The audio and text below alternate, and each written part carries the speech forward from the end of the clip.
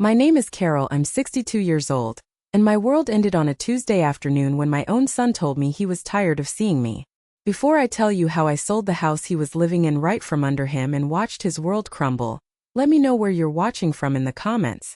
I was standing in the living room, the plastic handles of the grocery bags digging into my palms, the scent of fresh bread still in the air. I just come back from HEB, thinking about what to make for dinner. That's when my son Michael stood in front of me, blocking my path to the kitchen. The afternoon light hitting his face didn't soften the coldness in his eyes. He didn't waste any time. "Mom," he said, and his voice was flat, devoid of any warmth. "I'm tired of seeing you every day. Jessica is too. We need our space. It's time for you to find somewhere else to live." The words didn't just hang in the air. They felt like a physical blow, knocking the wind right out of me. The grocery bags slipped from my grasp, cans of soup and a carton of milk thudding onto the hardwood floor. I couldn't feel my hands. My blood ran cold. I just stared at him, trying to see the little boy I raised, the one who used to run to me with scraped knees, but all I saw was a stranger. You see, this wasn't just any house. This was the house I bought for them. After my husband, Richard, passed away from a sudden heart attack 3 years ago, the big family home we'd lived in for 40 years felt too empty. Michael was just getting married to Jessica, and they were struggling to get a down payment for a house in this expensive Austin suburb. So I made a decision. I sold our family home, the place where I'd raised my son, the place filled with 40 years of memories. I took my entire life savings, every penny Richard and I had worked for, and I bought this beautiful 4-bedroom house for them. Outright. No mortgage, no debt. It was their wedding gift, their head start in life. The deed was in my name, a safety net I thought I'd never need. "You'll always have a place here, Mom," Michael had said, hugging me on the day I gave him the keys. His eyes were shining with tears of gratitude. "This is your house too." I believed him. I took the smallest bedroom downstairs, the one by the laundry room. I was happy to do it. I cooked, I cleaned, I watched my granddaughter Sophie when they wanted a night out. I thought I was helping. I thought I was part of their family, supporting them, loving them. But now, standing there amidst the spilled groceries, I realized the truth. I wasn't family. I was a live-in maid, a free babysitter, a burden, and my usefulness had just expired. "What did you say?" I whispered, my voice hoarse. I needed to hear it again, hoping I had imagined it. He didn't even flinch. "You heard me, Mom. Jessica feels smothered. We can't be ourselves with you here all the time. It's just too much." Each word was a punch to the gut. The sacrifice, the love, the inheritance I gave up for his future. It all meant nothing. I had given him everything I had, and in return he was showing me the door. I looked past him, through the archway into the dining room, at the oak table where we'd shared so many meals. I looked at the photos on the mantelpiece, me and Richard, a smiling Michael on his graduation day. This wasn't just a house. It was the last piece of the life I'd built. And he was taking it from me. I didn't cry. I didn't scream. Something inside me just broke. The part that held all the love and the hope and the softness snapped, and what was left was cold, hard, and silent. I bent down slowly, my knees cracking in protest, and began to pick up the cans from the floor. I didn't look at him. I could feel his impatience, his discomfort. He expected tears. He expected a scene. He didn't get one. I stood up, holding a dented can of crushed tomatoes in my hand. I looked at my son, my only child, and I nodded once. A small, sharp nod. "Okay," I said. The word was quiet, but it felt as heavy as a stone in the silent room. I turned and walked toward my small bedroom, leaving him standing there. He hadn't just told his mother to get out. He had just made the biggest mistake of his life. As I closed my bedroom door, the shock began to wear off, replaced by a cold, hard resolve. They wanted me gone? Oh, I would go. But not in the way they ever expected. For about an hour, I just sat on the edge of my bed in that small, quiet room. The silence was deafening. I didn't cry. The pain was too deep for tears. It was a cold, hard knot in my stomach. The son I had poured my entire life into had just thrown me away like a piece of trash. But as that first wave of shock subsided, something else took its place: ice. A cold, clear, unshakable fury. He had made the rules. Now I was going to play the game. I picked up my phone. My hands were shaking, but not from weakness. It was adrenaline. I didn't call my other family members. I didn't want their pity. I called the one person I knew would understand, the one person who had been my rock since Richard died. My best friend, Brenda. She answered on the second ring. Carol? Is everything okay? You sound funny. My voice came out as a raw whisper. Brenda, can you come over? No, wait. Can you meet me? Somewhere public. Give me 20 minutes. The coffee shop on Lamar. I'm on my way, she said, no questions asked. That was Brenda. I splashed cold water on my face, grabbed my purse and walked out of my room. Michael was on the couch, scrolling through his phone as if he hadn't just detonated my life. Jessica was nowhere to be seen. He glanced up as I headed for the door. Where are you going? He asked, a flicker of annoyance in his voice. Out, I said, my voice as flat as his had been earlier. I didn't break my stride. At the coffee shop, Brenda was already there, 2 steaming mugs on the table. She took one look at my face and her expression turned serious. Tell me, she said. And I did. I told her everything. Every cold, calculated word Michael had said.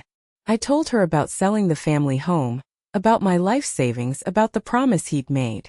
As I spoke, Brenda's face went from concern to furious. Her knuckles were white where she gripped her coffee mug. When I finished, she was quiet for a long moment. Then she leaned forward, her eyes blazing. Carol, you bought that house. It's in your name. We are not letting them get away with this. I know, I said. I'm not going to. Brenda, I'm going to sell it. A slow, fierce grin spread across her face. Good. Good for you. My sister-in-law is a realtor. She's not just good, she's a shark. You need a shark right now. Her name is Susan Miller. Brenda made the call right there at the table. An hour later, I was sitting in a quiet corner of that same coffee shop, across from Susan. She was sharp, dressed in a power suit, with eyes that missed nothing. I laid out the situation, keeping my voice steady. I told her the house was in my name, paid in full, and that the current occupants, my son and his wife, were unaware of my plans. I need to sell it, I said, my voice firm. Fast. And quietly.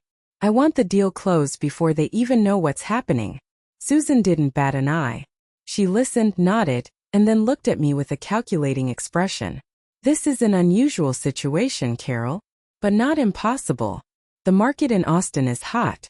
A 4-bedroom in that neighborhood paid off? I have a waiting list of cash buyers. People who want to close quickly to avoid bidding wars. If the title is clean, I can have a solid offer on your desk in 48 hours. We could potentially close in a week, maybe 10 days tops. A week. The words hung in the air, filled with possibility. A week was a lifetime. It was enough. What do you need from me? I asked. The deed, your ID, and a key. I'll need to show the property, obviously. Can you get them out of the house for a few hours? A plan started to form in my mind, cold and precise. Yes, I said. I can handle that. We shook hands. Her grip was firm, confident. As I walked out of that coffee shop, the Texas sun felt a little warmer on my skin. The pieces were falling into place. I felt a strange sense of calm, the kind that comes before a storm. But what I didn't know was that Michael and Jessica weren't just planning to push me out. They were planning to rob me blind. I was just starting to see the depths of their greed. Their cruelty wasn't just about wanting their space. It was about the money, the inheritance they thought they could get their hands on sooner rather than later. That night, I went home and acted as if nothing had happened. I made dinner. I didn't speak to them unless spoken to. They moved around me with an air of smug satisfaction, convinced they had won, that the meek little mother would pack her bags and disappear quietly.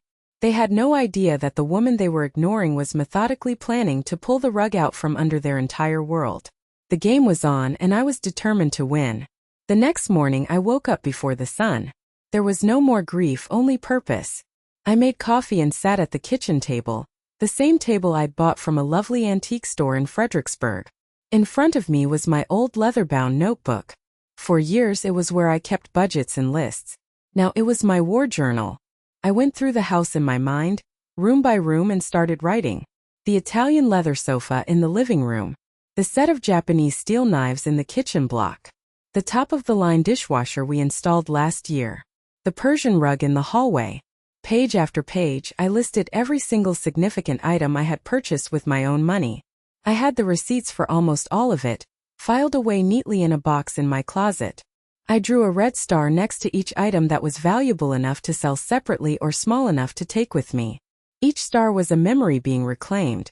It was no longer a home. It was a collection of assets. At 9 o'clock sharp, my phone buzzed. It was Susan. "Carol, I've got them," she said, her voice crisp and efficient. "A young couple, doctors moving from California. They're cash buyers, pre-approved, and they want to see the house this afternoon. They're tired of losing bidding wars and are ready to make a strong, fast offer if they like it. Can you make it happen?" My heart leaped. "This afternoon?" "Yes." "What time?" 3 o'clock. "I'll have the house empty," I promised. As soon as I hung up, I sent a text to Michael. My fingers were steady. "I'm having an old friend from college over this afternoon to catch up. We need some privacy. Please don't come home before 5. His reply came back almost instantly. "Okay, whatever." That was it. No curiosity, no questions about my friend. Just dismissal. It was the confirmation I needed. To him, I was already gone. My presence was just a piece of furniture he was waiting to have hauled away. Fine. I would make it easy for him. I spent the next few hours staging the house. Not for them, but for the buyers. I tidied up, opened the blinds to let in the light, and placed a vase of fresh-cut roses from the garden on the dining table. Then I went to my room and started packing. Not clothes but valuables. My late husband's watch. The small collection of jewelry my mother had left me. And most importantly, the box of receipts and financial documents. I packed them into a small, sturdy box that I labeled sentimental. At 2:45, I saw Susan's car pull up. A moment later, the young couple arrived. They were bright-eyed and excited. Exactly the kind of people I had once hoped Michael and Jessica would be. They didn't know the story behind the sale. They just saw a beautiful, well-kept home. I greeted them with a calm smile and gave them the tour myself. I pointed out the custom cabinetry, the new water heater, the oak floors Richard and I had picked out for our old house that I had installed here. With every feature I highlighted, I felt a piece of my old life detaching, turning from a painful memory into a selling point. "We love it," the wife said, looking at her husband. Her eyes were shining. "It feels so warm." He nodded, his expression serious. "We'd like to make an offer. Today." Susan stepped in smoothly, and I faded into the background as they talked numbers. When they left, Susan handed me a signed offer sheet. It was for the full asking price, all cash, with a request to close in 7 days. That evening, Michael and Jessica came home oblivious. They didn't even notice the faint scent of strangers' perfume in the air. They walked right past the roses on the table. As they were heading upstairs, Jessica turned. "Oh, by the way," she said, not as a request, but as an order. "Remember to watch Sophie tomorrow. We have plans all day for our anniversary." I looked up from the book I was pretending to read. I met her gaze and held it. "No," I said, my voice quiet but firm. "I'm sorry I can't. I have other plans." The surprise on their faces was a small, satisfying victory. They looked at me, confused by my sudden refusal, but they didn't push. They had no idea my other plans involved calling a lawyer to review their eviction notice and dismantling the life they thought they had so securely built. They just shrugged and went upstairs, annoyed but unsuspecting. They still had no idea what was coming. The next 2 days were a blur of quiet, frantic activity. I met with Susan to sign the initial sales agreement. I booked a small storage unit under Brenda's name. And most importantly, I made an appointment with David Chan, the lawyer who had handled our estate when Richard passed. He was a kind, meticulous man, and I knew I needed him in my corner. I sat in his polished downtown office, the Austin skyline visible through the large window behind him. I explained the situation from the beginning. As I spoke, his friendly expression slowly hardened into one of professional outrage. "He said that to you? In the house you bought for him?" David asked, his pen frozen above his legal pad. "Yes. And now I'm selling it." I slid the signed offer sheet across the desk to him. "I need you to look this over and handle the closing. It needs to be airtight." He reviewed the document, nodding slowly. "This is a strong offer, Carol. All cash, quick close, it's perfect. As the sole name on the deed, you have every legal right to do this. They have no claim. He paused, looking at me over his glasses. But I have a feeling they won't make it easy for you. His words were more prophetic than either of us knew. I spent the rest of the day with Brenda, making trips to the storage unit. We moved boxes of photos, my good china, and small pieces of furniture. We worked like a well-oiled machine, fueled by coffee and a shared sense of righteous purpose. With every box that left the house, I felt lighter. I was in my room that evening, sorting through a drawer of old linens when my phone rang. It was David Chun. His voice was urgent. "Carol, I'm glad I caught you. I just got a call from a colleague of mine who works in the loan department at a local bank." "Okay," I said, a knot of dread tightening in my stomach. He was reviewing a large business loan application. The collateral they listed was your house. I sank onto the bed. What? The applicants were Michael and Jessica. But that's not the worst part, Carol. They submitted a notarized power of attorney document with the application, giving them full authority over your assets. It has your signature on it. The air left my lungs. Forgery. It wasn't enough to kick me out. It wasn't enough to take the house. They were trying to leverage my life's work for their own gain, saddling me with a massive debt without my knowledge. The sheer breathtaking audacity of it left me speechless. This was a level of betrayal I could never have imagined. "Carol? Are you there?" David's voice was sharp. "I'm here," I managed to say. "David, I have never ever signed a document like that. It's a fake." "I know," he said grimly. "That's what my colleague suspected. The signature was just a little too perfect." He put a hold on the application. "I need you to come to my office first thing tomorrow morning. We'll sign an affidavit and send a sample of your real signature to the bank's fraud department. We'll shut this down right now." After I hung up, I just sat there in the dark. The fury I felt was a pure white-hot flame. This changed everything. This wasn't just a family dispute anymore. This was a crime. They had crossed a line from which there was no return. Now, you might think this is the lowest they could go. But believe me, this was just the beginning. Stick with me because what they did next was even more despicable. A few minutes later, I heard Michael come home. He walked past my room and then stopped, backing up to look in. I had a few packed boxes stacked by the door. He leaned against the doorframe, trying to look casual, but I could see the unease in his eyes. "Mom, are you moving out?" I looked up from the drawer I was emptying, my face a calm mask. I met his gaze in the dim light. "Yes," I said, my voice level. For the first time since this whole nightmare began, I saw a flicker of genuine fear in his eyes. It was a small crack in his arrogant facade. He saw the boxes, but he still didn't understand the full picture. He thought I was just leaving. He had no idea I was taking his entire world with me. And he had no idea that I knew about his pathetic criminal attempt to steal it. The next morning, I was at David Chin's office at 8 a.m. sharp. I signed the affidavit, my hand as steady as a rock. David immediately faxed it, along with a certified copy of my driver's license signature, to the bank's fraud department. The loan application was officially dead in the water. But the incident had exposed the terrifying depth of their greed. On my way home, a nagging thought hit me. It was a long shot, but I felt a sudden cold urge to check.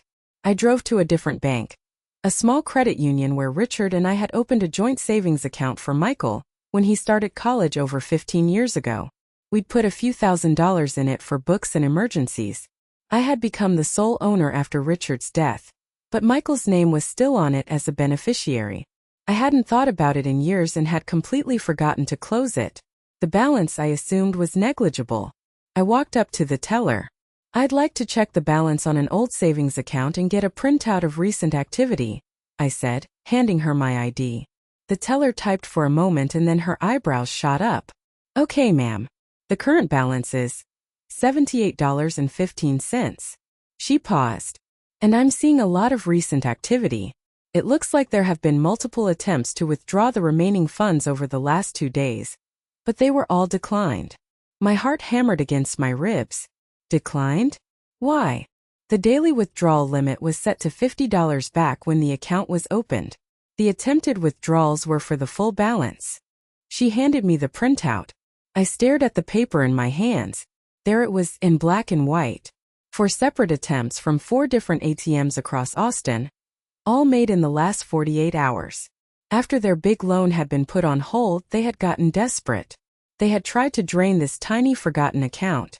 It wasn't about the money. A few $100s was nothing to them. It was about the principle. They wanted to take everything. Every last cent that had my name on it. It was a final petty act of plunder. This felt, in a strange way, even more personal than the loan fraud. It was so small, so pathetic. It was proof that their goal was to leave me with absolutely nothing.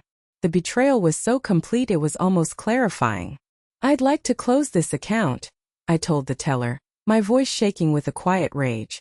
"And I'd like to withdraw the remaining balance. In cash." I walked out of that bank with $78 in my purse and a fire in my soul. I drove straight home. Jessica's car was in the driveway. She was in the kitchen on the phone laughing about something. She hung up when she saw me. "Where have you been?" she asked, her tone accusatory, as if I needed to report my movements to her. I walked past her and put my purse on the counter with a soft thud. I looked at her, a cold smile touching my lips. "Just running a few errands. Tying up some loose ends." She narrowed her eyes, sensing the shift in my demeanor but unable to place it. She couldn't know that I had just cut off another one of their lifelines. She couldn't know that I was now armed with another piece of evidence of their character, another exhibit in the case I was building against them in my own mind. They were like rats in a trap, and they were starting to get desperate. And their desperation was making them sloppy. That afternoon I called Susan. "Is the closing still on track for Friday?" "As of now, yes. The buyers are all set. We just need to get through the next few days." "Good," I said. "Because the sooner this is over, the better." I hung up and looked around the living room. At the sofa they lounged on, the TV they watched.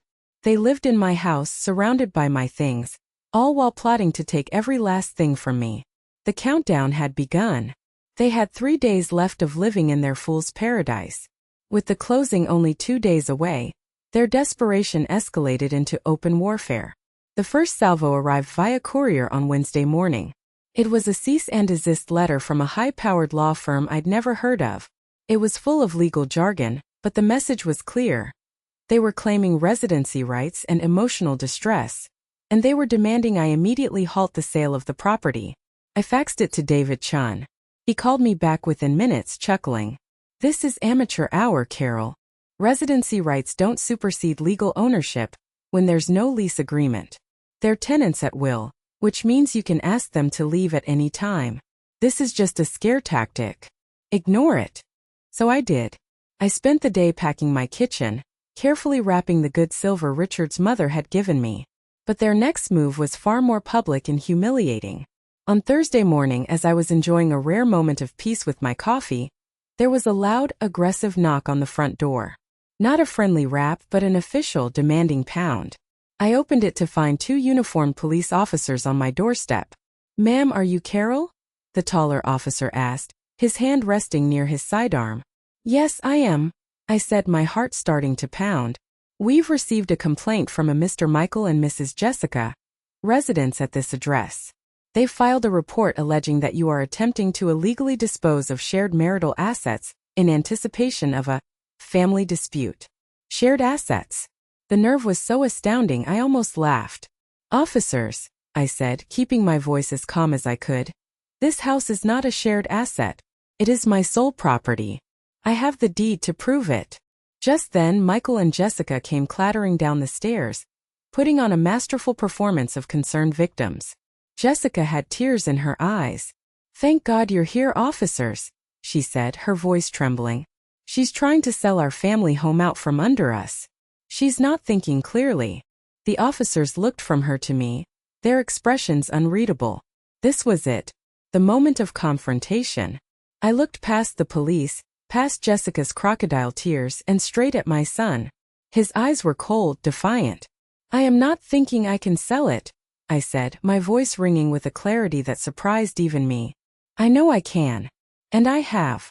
I turned back to the officers. "Please come in. I have all the documentation you need to see. The deed is in a file in the office."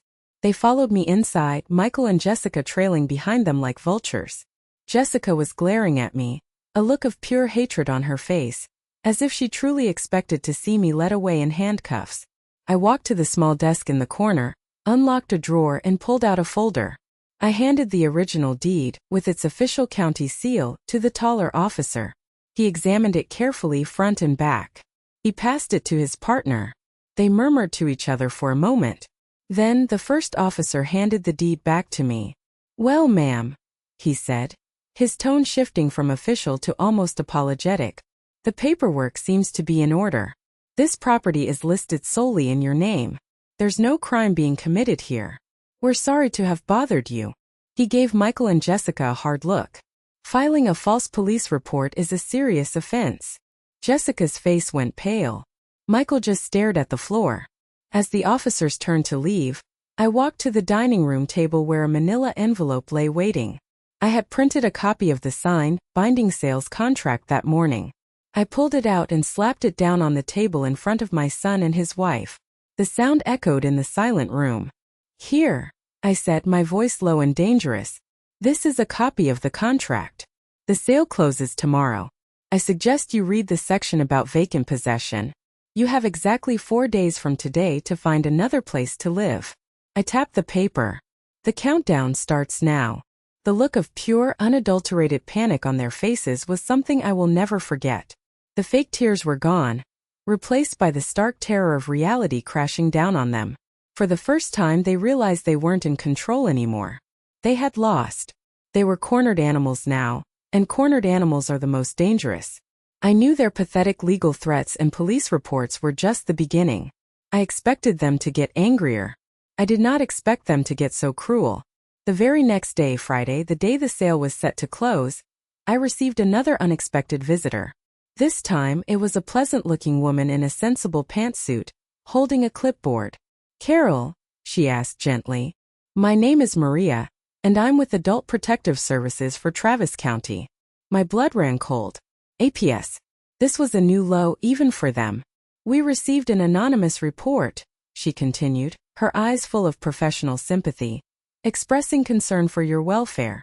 The report alleges that you may be suffering from cognitive decline and are being financially exploited by a third party who is forcing you to sell your home against your will." I felt a hot flash of rage crawl up my neck. They were trying to have me declared incompetent. They weren't just trying to take my house and my money anymore. They were trying to take my dignity, my very identity as a sane and capable adult. It was the ultimate insult. A weapon designed to shatter my credibility and paint me as a confused old woman who couldn't be trusted. I took a deep breath, pushing the anger down, showing it would only play into their hands. I had to be calm. I had to be smarter. "Please come in," I said, opening the door wider. "I assure you I am not being exploited. In fact, it's quite the opposite. I have some documents that might clarify the situation for you." I led her to the dining room table, which was now my command center. I had a folder ready for this exact possibility. I laid out the bank statement showing their attempted fraud on the business loan. I showed her the printout from the credit union with their pathetic attempts to drain my forgotten savings account. I gave her the business card of my lawyer, David Chun. Finally, I handed her a document I had obtained just yesterday. After the police incident, I'd called my primary care physician of 15 years. I explained the situation, and he had me come in for a full cognitive assessment. The document I gave the APS worker was a signed, notarized letter from my doctor stating that I was in excellent mental health and fully competent to manage my own financial and personal affairs. Maria, the APS worker, read through everything, her expression shifting from concern to surprise, and then to a grim understanding. "Well," she said, looking up at me, "this paints a very different picture from the report we received." Just then there was a knock on the open door. It was my next-door neighbor, Mrs. Gable, a sweet woman in her 70s with whom I often chatted over the fence while gardening. "Carol, dear, I saw this official-looking car and just wanted to make sure everything was all right," she said, peering in with worried eyes. "Everything is fine, Eleanor," I said. "This is Maria from APS." Mrs. Gable's eyes widened. She marched right in. "APS? For Carol? That's the most ridiculous thing I've ever heard," she declared, turning to Maria. "I speak to this woman every single day. She's sharper than my own son, And he's an accountant. She manages that beautiful garden all by herself. She's always up on current events. If anyone is a victim here, it's her. I've seen the way that boy and his wife treat her. Like she's invisible. Maria smiled a small, reassuring smile. She closed her notebook. Thank you, Mrs. Gable. Your statement is very helpful. She turned to me. Carol, I've seen enough. It's clear that this report was filed maliciously. I will be closing this case today and adding a note about a false report. I'm very sorry you had to go through this. After she and Mrs. Gable had left, I stood alone in the quiet house. They had tried to paint me as a frail, confused old woman. They had tried to strip me of my agency. They failed. And in doing so, they had only sealed their own fate. The closing was in 3 hours. There was nothing left they could do to stop it. Or so I thought. The phone call from Susan came at 1 o'clock, just as I was taping up the last box of kitchen supplies. Carol, I have some fantastic news, she said, sounding energized. The buyers are at the title company right now. They've already signed their end of the paperwork and wired the funds. They asked if there was any way they could get the keys this afternoon instead of waiting until Monday. Their moving truck is arriving in town sooner than expected. A slow smile spread across my face. This was better than I could have planned. This afternoon? I asked, savoring the words. Yes. It would mean you'd need to be out by, say, 4 o'clock. Can you manage that? I looked around at the stacks of boxes. Everything important was already packed. The moving company I'd hired was scheduled to come tomorrow, but they were a local outfit. Let me make a call, I said. I'll call you right back. I immediately called the movers. I explained the situation and offered them a handsome tip if they could come today instead. They agreed. They could be here in an hour. Called Susan back. It's a go, I said. The house will be empty and ready for them by 4. At 2:30, my quiet suburban street was suddenly filled with activity. A large moving truck rumbled up to the curb, and a team of efficient movers started loading my life into it. It was happening. It was really happening. At 3 o'clock, Michael and Jessica's cars pulled into the driveway. They got out, laughing about something, and then froze. They stared at the moving truck, at the men carrying my sofa down the front steps, their faces a mask of disbelief. What is this? What are you doing? Michael yelled, striding toward me. The contract said we had 4 days. It's Friday. I stood on the porch, calm and collected. The plan changed, I said simply. The new owners wanted the house today. I agreed. I'm handing over the keys this afternoon. You can't do that. Jessica shrieked, her voice cracking. That's not legal. Oh, it's perfectly legal, I said. You should have read the fine print. You could feel the desperation radiating off them. They knew they were out of time and out of options. But they had one last pathetic card to play. Just as they were about to launch into another tirade, a sleek black sedan screeched to a halt behind their cars. A woman in a severe black suit got out, followed by 2 large, imposing men. She marched up the driveway holding a sheaf of papers. Carol, she snapped, not waiting for an answer. I'm the legal counsel for Mr. and Mrs. Michael. I have here a temporary restraining order, issued by the court this morning, to halt the transfer of this property pending a hearing on your competency. I just looked at her. I didn't even have to say anything, because at that exact moment, Susan Miller's pristine white Lexus pulled into the driveway behind the lawyer's car. Susan got out, took in the scene with one sweeping glance, and let out a short, sharp laugh. She walked right up to the lawyer. You're a little late to the party, counselor, Susan said, her voice dripping with amusement. That order was based on a fraudulent APS report that has already been dismissed. I took the liberty of having my paralegal call the judge's clerk an hour ago to inform them of the false pretenses. The order was vacated 30 minutes ago. The sale is complete. The funds are in escrow. It's over. The lawyer's face fell. She was completely blindsided. She stammered for a moment, then snatched the papers back, turned on her heel, and marched back to her car without another word. Her 2 silent thugs followed her. I signed the last paper on the hood of Susan's car, handed her the keys, and walked to Brenda's car, which had been parked across the street the whole time. I didn't look back. I didn't need to.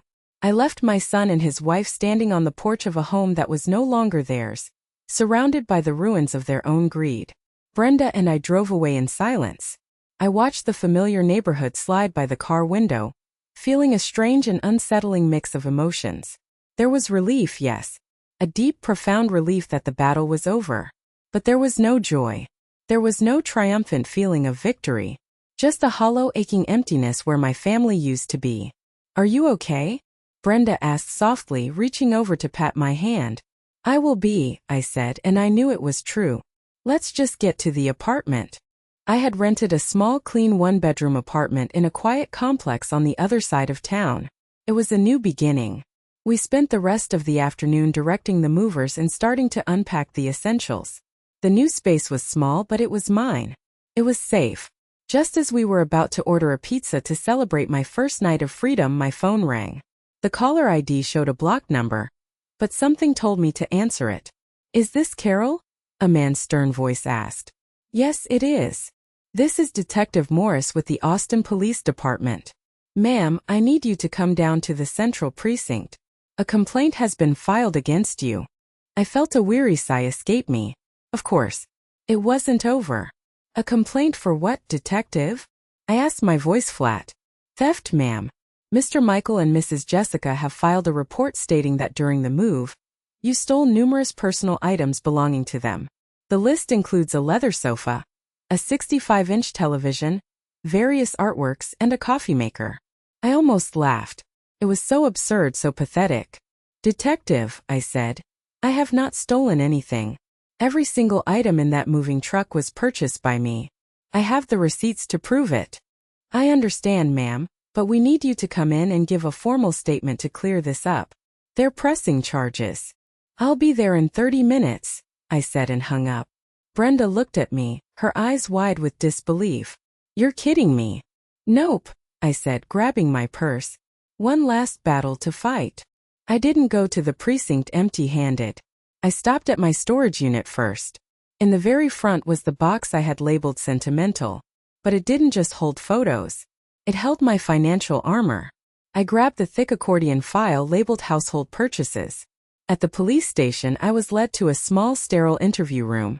Detective Morris was a tired-looking man who seemed like he'd rather be anywhere else. Michael and Jessica were not there, of course. They had made their accusation and scurried away like the cowards they were. "Okay, Carol," the detective said, opening a folder. "Let's go through this list." A gray leather sofa. "Here," I said, sliding a piece of paper across the table. "Receipt from West Elm. Dated October 2021. Paid in full with my Visa card." He looked at the receipt, then at me. "Okay. A Samsung 65-inch television. Best Buy," I said, sliding another receipt across. "November 2021. My credit card." We went down the whole list. The paintings from a gallery in Santa Fe. My credit card statement. The high-end Breville coffee maker from Williams-Sonoma. A Christmas gift to myself. My credit card. For every single item they claimed I had stolen, I had a crisp, clear piece of paper proving my ownership, paid for long before Jessica was even in the picture. When we were done, the detective leaned back in his chair and scrubbed a hand over his face. He looked at the pile of receipts I had produced, then at their flimsy one-page complaint. "Well, Carol," he said with a sigh, "I think it's pretty clear what's going on here." He closed his folder with a snap. "This complaint is baseless. We'll be dismissing it.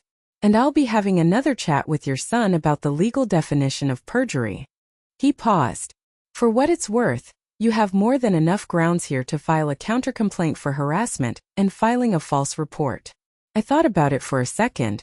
I imagined dragging them through the courts, exposing their lies for all to see. But then I looked at the pile of receipts, my proof of a life they had tried to erase, and I felt nothing but tired. "No, thank you, detective," I said, gathering my papers. "I think they've lost enough for one day." I walked out of that police station feeling lighter than I had in years. Every lie they told, every trap they set had failed. They had nothing left. The war was finally truly over. The first night in my new apartment was surreal. The boxes were stacked against the walls, creating canyons of cardboard. The only furniture set up was a small table, 2 chairs, and my bed. The silence was absolute. A stark contrast to the constant low-grade tension of living in that house. I should have felt triumphant. I should have been celebrating. But I wasn't.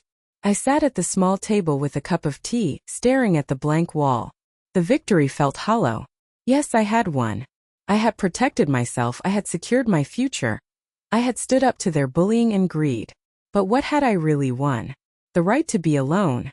The right to live in a world where my only son was now my sworn enemy. I hadn't just evicted them from a house. I had evicted them from my life. The finality of it settled over me like a heavy blanket. There would be no more holidays together. I would never see my granddaughter Sophie grow up. The family I had known, the family I had sacrificed everything for, was gone.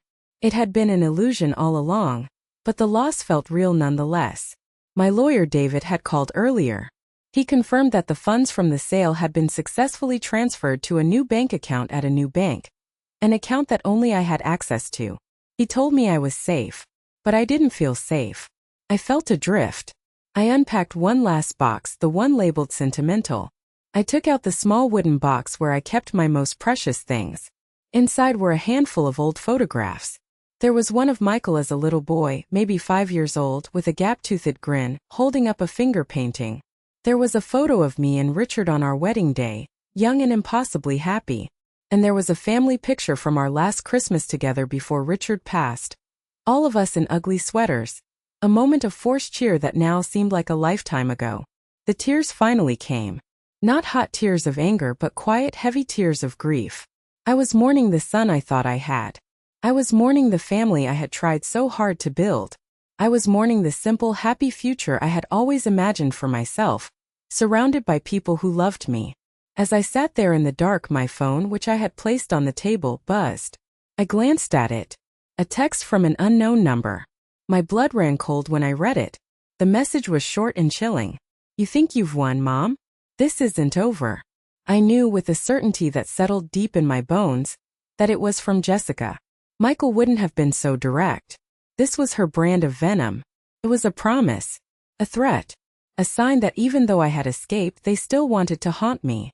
For a moment, the old fear flickered inside me. But then something else took over. It was a profound, bone-deep weariness. I was done being afraid. I was done reacting to their chaos. I held my finger over the message, and without a second thought, I deleted it. Then I blocked the number. I stood up, walked to the sliding glass door of my new balcony, and looked out at the city lights. They could send threats. They could try to haunt me, but they couldn't touch me anymore. They were ghosts from a life I no longer lived. I had lost a son, but in the quiet of my new empty apartment, I was about to find myself. I woke up the next morning to the sound of birds chirping outside my window, not the sound of a garage door opening or angry, muffled arguments from upstairs. The light streaming in was soft and gentle. For the first time in years, I woke up without a knot of anxiety in my stomach. I woke up feeling peaceful. That day I made a series of decisions. They were small actions, but each one was a deliberate step away from the past and toward my new future. First, I took that wooden box of photographs, the one that had made me cry the night before. I looked at each picture one last time, acknowledging the memory and the pain. Then I wrapped the box carefully in bubble wrap, placed it inside a larger cardboard box, and sealed it with packing tape. I drove it to my storage unit and placed it in the very back. The memories were a part of my story, but they would no longer be on display in my daily life. They needed to be stored away like winter coats in the summer. Next, I went to the bank. Not my old bank, but the new one where the funds from the house sale were waiting. I sat down with a personal banker, a kind woman named Maria, and set up my new life. I opened a checking account, a high-yield savings account, and a CD. I systematically cut every financial tie to my old life. I closed the joint credit card account I'd once shared with Richard, an account Michael had been an authorized user on. I made sure my name was scrubbed from anything that could possibly link me to them. It felt like closing a series of heavy rusted doors. My last stop of the day was David Chin's office. He had prepared the final documents for me. We created a living trust, placing all my assets securely within it. Then he handed me a new, freshly drafted will. It was a simple document. It named Brenda as the executor. It left a small, specific college fund for my granddaughter, Sophie, to be managed by the trust and inaccessible to her parents. The rest of my estate, everything I had worked my life for, was to be left to a charity that supported single mothers. I signed the new will, my signature clear and strong. "It's done," David said, putting the documents into a folder for me. "You are completely protected, Carol. They cannot touch you." I walked out of his office and into the bright Texas sunshine, feeling a sense of profound liberation. I had done more than just move apartments. I had fortified my life. I had built a wall around my peace, and I held the only key. That evening I didn't order pizza. I went to the grocery store and bought fresh ingredients. I opened a bottle of wine, put on some music, and cooked a real meal for myself for the first time in my new kitchen. It was simple, just grilled salmon and asparagus, but it felt like a feast. As I ate, I thought about all the things I hadn't done for myself in years. I'd always wanted to learn pottery. I'd missed traveling. I hadn't read a book for pleasure in what felt like a decade. A whole world of possibilities stretched out before me. For the first time in so long, I wasn't a wife or a mother or a caretaker. I was just Carol. And I was finally truly excited to get to know her. The life they had tried to take from me was now mine to reinvent, and I was going to make it beautiful. A year has passed since that tumultuous week. The person I am today is almost unrecognizable from the woman who stood, broken, in that living room. My life isn't loud or extravagant, but it is deeply wonderfully mine. I did sign up for that pottery class. On Tuesday and Thursday afternoons, I sit at a potter's wheel, my hands covered in clay, and I create. I make lopsided bowls and crooked mugs, and I laugh. The other women in the class have become my friends. We talk about our gardens, our grandchildren, our lives. No one knows my whole story, and they don't need to. They just know me as Carol, the woman who makes surprisingly sturdy, if slightly wonky, coffee cups. I started volunteering at a local animal shelter. 3 mornings a week, I walk dogs and cuddle cats. There is something profoundly healing about the unconditional love of an animal. They don't care about your past or your family drama. They just care if you have a treat in your pocket and are willing to scratch them behind the ears. Their simple, honest affection has been a balm to my soul. Brenda and I took a trip last fall. We drove up the coast of California, from San Diego to San Francisco. We saw the giant redwood trees, we drank wine in Napa, and we watched the sunset over the Pacific Ocean. It was the first real vacation I'd taken in 20 years, the first time I'd spent money on myself without a twinge of guilt. I realized I hadn't just been a guest in my own life. I'd been a prisoner of my own sense of duty. Now I was free. I don't hear from Michael or Jessica. David Chun informed me that they moved to another state shortly after they were forced out of the house. I don't know where they are, and I don't want to know. I have set up the college fund for Sophie, and my only hope is that she grows up to be a kinder person than her parents. Sometimes a pang of sadness hits me, a ghost of the love I once had for my son. But it passes quickly, replaced by the quiet hum of my new, peaceful life. I have friends over for dinner now. My little apartment, once so empty, is often filled with the sound of laughter. I look around the table at these new faces, these people who have shown me kindness and respect without asking for anything in return, and I understand what family truly is. It's not about blood. It's about who shows up for you. It's about who makes you feel safe. Happiness, I've learned, isn't something you buy for other people. It isn't found in grand sacrifices or in putting everyone else's needs before your own. True happiness is quiet. It's the feel of the sun on your face during a morning walk. It's the purr of a cat in your lap. It's the satisfaction of creating something with your own 2 hands. It's the freedom to be, simply and unapologetically, yourself. My name is Carol, I'm 63 now, and my world begins fresh every single morning. I have reclaimed my life, and this time it belongs completely to me. Thank you so much for listening to my story. It wasn't easy to share, but I know so many of us have faced our own battles within our families. Have you ever been in a situation where you had to choose your own peace over a toxic family relationship? Share your story in the comments below. Let's remind each other that we are not alone, and it's never too late to start over. If my story resonated with you, please give this video a like and subscribe for more stories. You are stronger than you think.